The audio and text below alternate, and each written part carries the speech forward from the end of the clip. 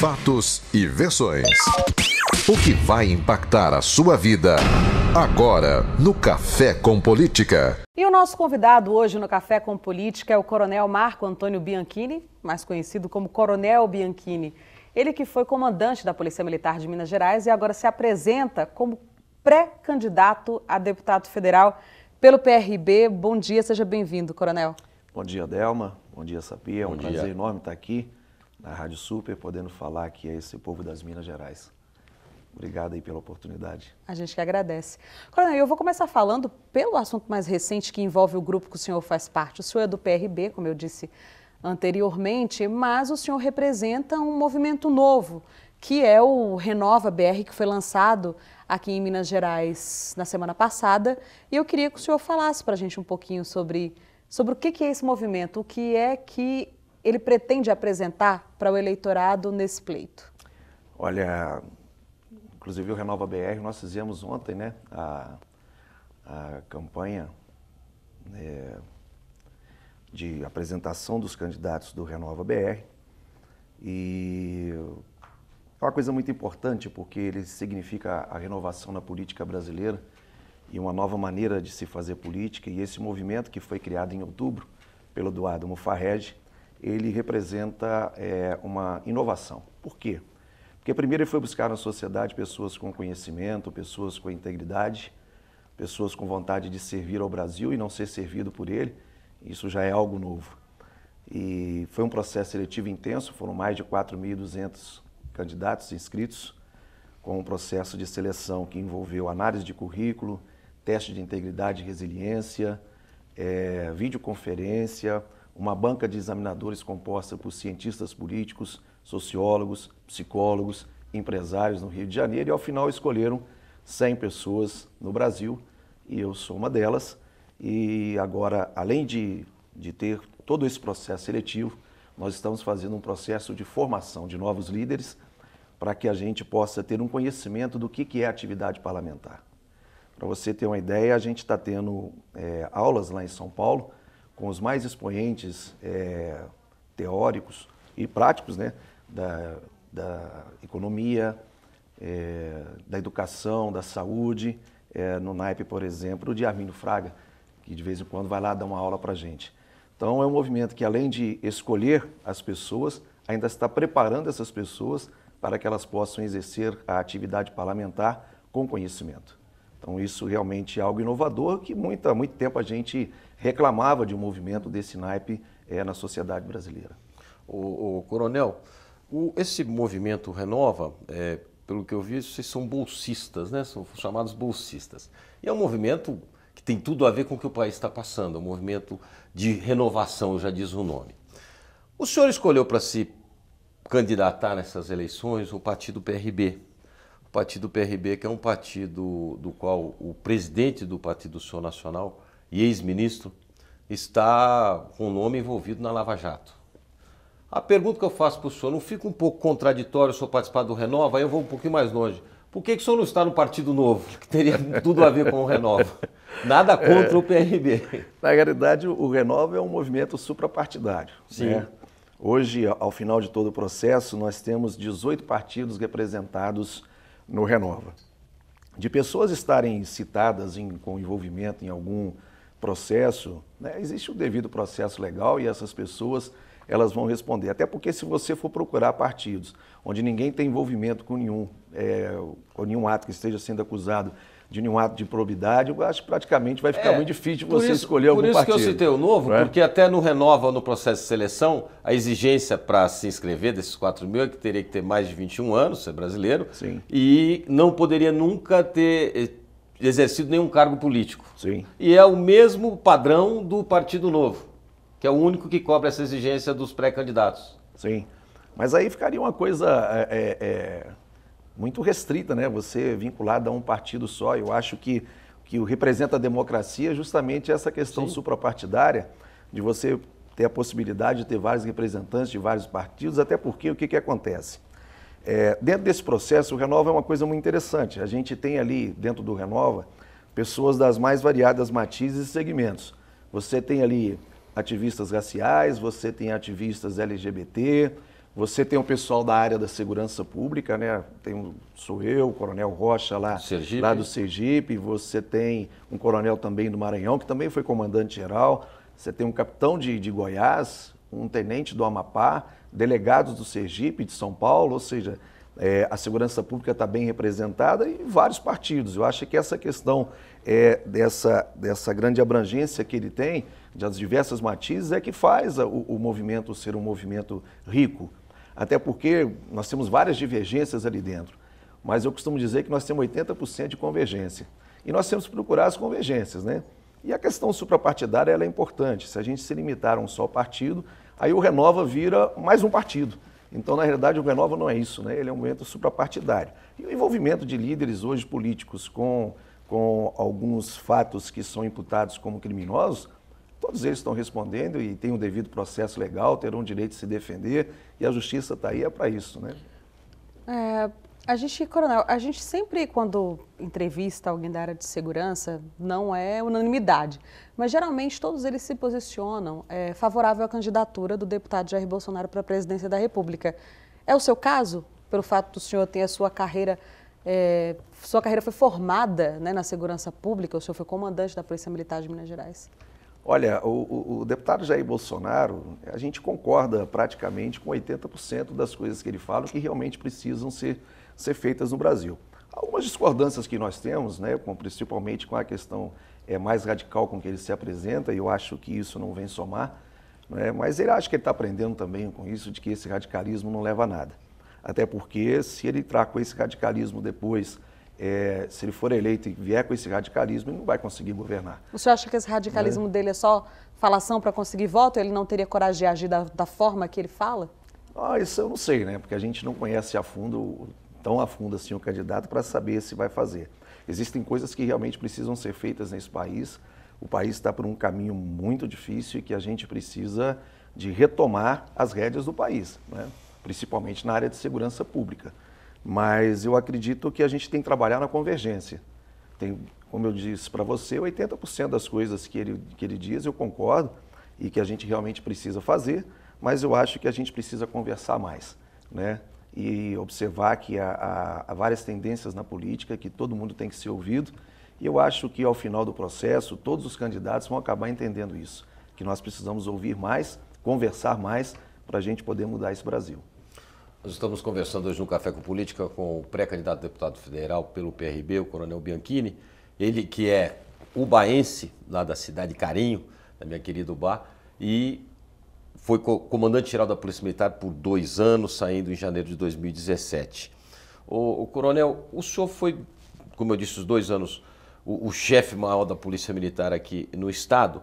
Eu gostaria de saber do senhor o que o senhor não fez e que o senhor gostaria de ter feito como comandante, que não deu para fazer, e os motivos disso, e o que o senhor pretende fazer, principalmente na área da segurança pública, se eleito for deputado federal. Olha, existem coisas que são muito interessantes, né? O que a gente pode fazer enquanto comandante da Polícia Militar e o que a gente pode fazer como parlamentar, né? Como comandante da Polícia Militar, a gente procurou, de uma certa forma, recompor o efetivo que estava bastante defasado, né? Eu consegui, no meu comando, inclusive formamos, ainda neste mês, vários soldados que foram por editais abertos ainda no meu comando. Nós conseguimos incluir aproximadamente 5.000 policiais no estado de Minas Gerais. E com os 2.500, já ultrapassamos esse número que nós reconvocamos, buscamos policiais que já estavam na inatividade para poder retornar ao serviço, nós conseguimos aproximar um pouquinho o nosso efetivo daquilo que é previsto. A PM tem um efetivo previsto de 51.669 militares, mas nós devemos ter na ativa hoje aproximadamente 45.000. Ou seja, ainda falta muita gente para a gente recompor. O que a gente gostaria de ter feito é reforçar principalmente as unidades de fronteira no nosso estado. A gente vem sofrendo alguns problemas sérios, porque o crime migrou para o interior. E nós também temos a questão de caixa eletrônico, e isso se dá muito em decorrência das unidades de fronteira não estar muito bem reforçadas. Então é um trabalho que a gente gostaria de ter feito, mas não tivemos oportunidade. Mas eu tenho certeza que o Coronel Elba está atento, e é tanto que está que na maioria dos soldados que estão se formando, ele está mandando para o interior. né, para a gente reforçar as unidades, principalmente aquelas que estão na fronteira do Estado, nas divisas do Estado. Então isso é muito importante a gente fazer, que a gente gostaria de ter recomposto todo esse efetivo.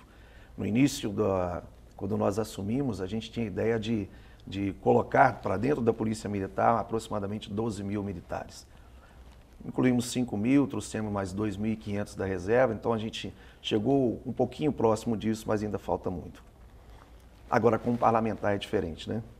Eu venho dando palestras em todo o Estado e também fora do Estado, falando da gravidade da segurança pública no Brasil. O Brasil, e inclusive da gravidade não só da segurança pública, mas dos seus reflexos, principalmente na economia, na educação, na saúde, na segurança. Hoje a gente vive uma sensação de impunidade muito grande nesse país. Isso traz reflexos muito grandes. Olha o reflexo na economia do Rio de Janeiro da insegurança pública. O Rio de Janeiro, ele tem a sua economia também muito calcada no turismo e muita gente está fugindo do Rio de Janeiro, não é? O Brasil é um país que recebe hoje menos turistas do que Chile, do que Argentina, e tudo isso porque o cartão postal nosso, que é o Rio de Janeiro, ele está espantando os turistas do Brasil. Então o reflexo na economia é muito grande. Você falou de Ubá. Ubá, por exemplo, eu tive conversando com o pessoal do setor moveleiro, eles aumentaram em 20% o valor da carga, do frete da carga para o Rio de Janeiro e não encontram a pessoa para poder levar. Né? Os hotéis no Rio de Janeiro estão lá as moscas, porque ninguém está querendo ir. E em contrapartida, vamos pegar o Carnaval de Belo Horizonte. Ele vem crescendo. Por quê? Porque Belo Horizonte, Minas Gerais, ainda é um estado seguro para que as pessoas possam vir para cá e se divertir. Então, a segurança pública é muito importante, né? É tanto que a minha palestra fala segurança pública, base de sustentação da sociedade brasileira. Então, o que a gente precisa fazer? A gente precisa endurecer as regras no trato com o criminoso no Brasil. Isso como parlamentar é possível? Isso como parlamentar é possível, não é? Hoje nós temos problemas recorrentes aqui.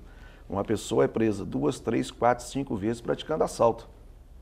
E não existe no ordenamento jurídico brasileiro nenhuma regra que determine ao juiz que em caso de repetição criminal ou reincidência criminal de crimes graves, essa pessoa tem que permanecer presa até o final do processo. E a gente sabe que o que diminui assalto e diminui homicídio é assaltante preso, que é um homicida em potencial, e homicida preso. Então, se a gente quer resgatar um pouco dessa sensação de segurança para o cidadão, nós precisamos endurecer as regras do trato com o criminoso. Mas que não vá para a Nelson Hungria, né? Coronel, senão vai fugir, né? Eu vou aproveitar isso que o senhor falou sobre o endurecimento das regras, né? Porque a gente tem um projeto aqui na Rádio Super em parceria com o Jornal Tempo, Super Notícia, que faz pesquisas exatamente ouvindo o eleitorado sobre o que eles esperam de Minas nesse Brasil de 2018. E uma das pesquisas perguntou aos eleitores, por exemplo, a máxima: se bandido bom é bandido morto. Quando o senhor fala de endurecer as regras, o senhor é a favor dessa máxima de que bandido bom é bandido morto? Olha, eu vou falar para você, se a gente cair nessa regra aí, o Brasil está perdido. Bandido bom é bandido preso, pagando pelo mal que ele fez, não é?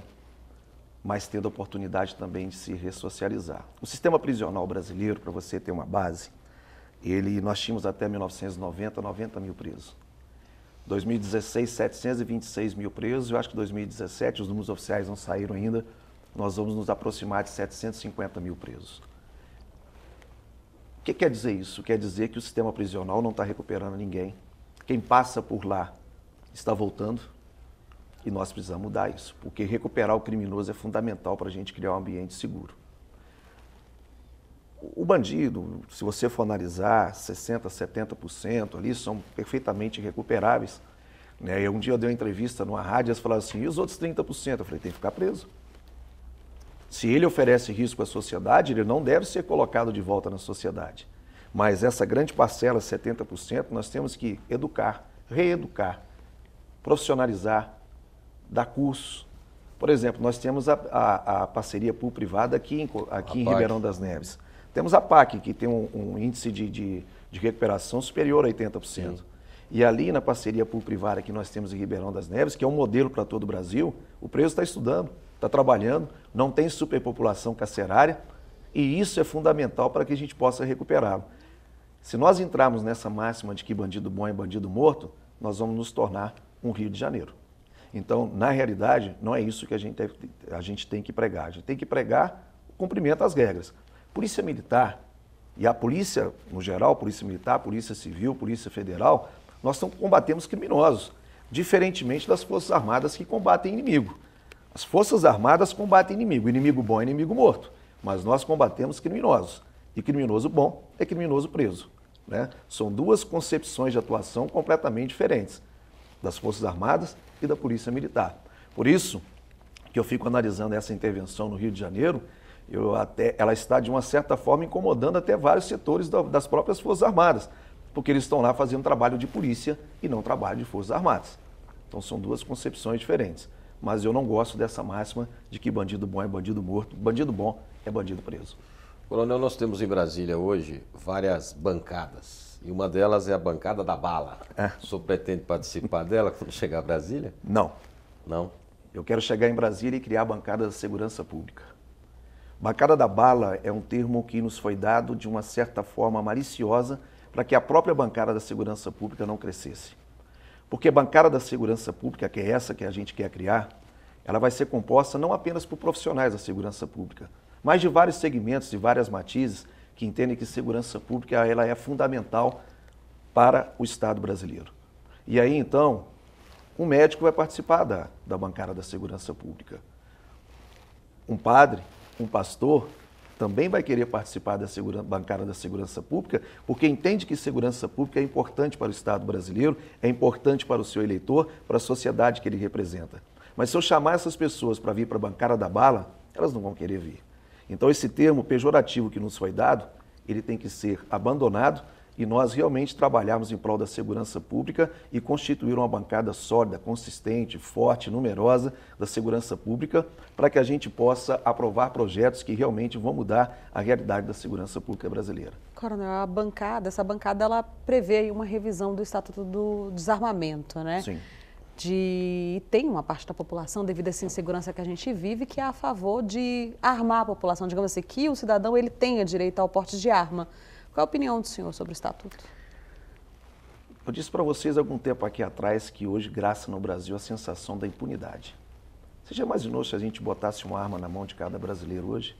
O que aconteceria com o Brasil? Justiça com as próprias mãos. Exato. A gente viraria uma praça de guerra. Eu acho que todo cidadão brasileiro tem direito a ter o seu porte de arma. Depois que nós implantarmos um Estado seguro, onde vigore a consciência de que se eu ultrapassar os limites da lei, eu serei por ela responsabilizado. O dia que nós resgatarmos essa sensação, né, de que se nós ultrapassarmos os limites da lei, seremos atingidos por ela, você pode colocar uma arma na mão de cada brasileiro. Mas hoje, com o Brasil atual, com a sensação de impunidade que nós temos aqui, é muito arriscado, não é? Nós precisamos retomar as rédeas da segurança no Brasil para que todo cidadão possa ter o direito de se armar, que eu acho legítimo. O Código Penal brasileiro é um código, eu costumo brincar no ar, eu apresento um jornal à tarde, que é o Alerta Super, que é um jornal policial, podemos dizer assim, eu digo sempre que o nosso Código Penal é de 1900 e Guaraná de rolha. E quem modifica esse Código Penal são os deputados. Sim. O senhor tem algum projeto já em mente em relação, seja crimes hediondos ou qualquer outro crime que o senhor pretende levar para Brasília, se eleito for? Olha, o primeiro deles eu acabei de falar aqui agora, Sim. né? Que é justamente a gente criar no ordenamento jurídico a obrigatoriedade da permanência da prisão até o final do processo em caso de repetição criminal e reincidência criminal de crimes graves. Para que a gente acabe com esse negócio de uma pessoa que já é o 5º assalto que ela pratica e está solta. Então essa regra já precisa de imediato ser mudada. Nós precisamos acabar com o foro privilegiado no Brasil. Já tem projetos em andamento. Agora em maio vai ser a votação no Supremo. Mas que o Supremo vai fazer uma definição agora de uma concepção que a gente espera que seja boa, mas ao final nós teremos que votar um projeto acabando de fato mesmo com o foro privilegiado no Brasil, não é?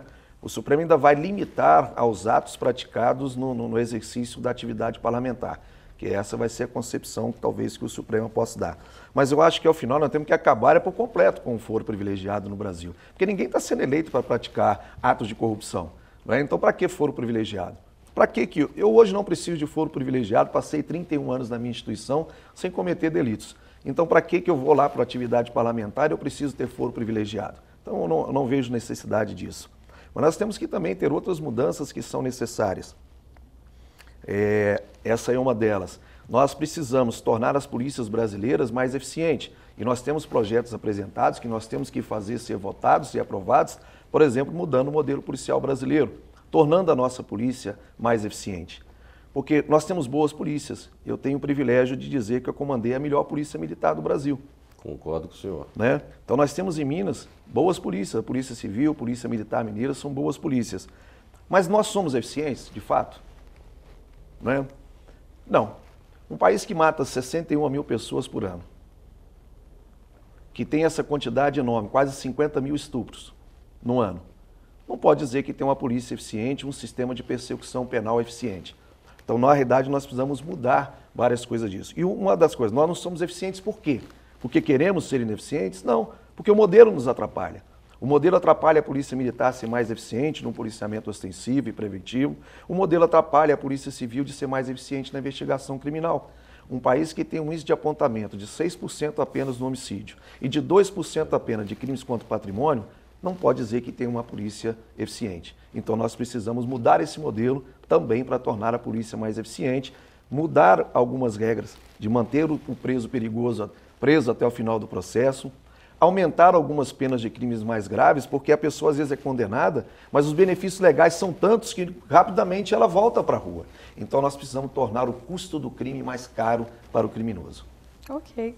Coronel Bianchini, nosso entrevistado hoje aqui no Café com Política, ele que é pré-candidato a deputado federal pelo PRB, pelo movimento Renova Brasil, Renova BR. Renova BR. Renova BR. Obrigada, Coronel, pela sua participação. Obrigado, eu agradeço a oportunidade, um prazer estar aqui com vocês, espero voltar sempre aqui. Muito obrigado, Coronel. Nós vamos para um intervalo e na volta os destaques do Super N Primeiras Notícias de hoje.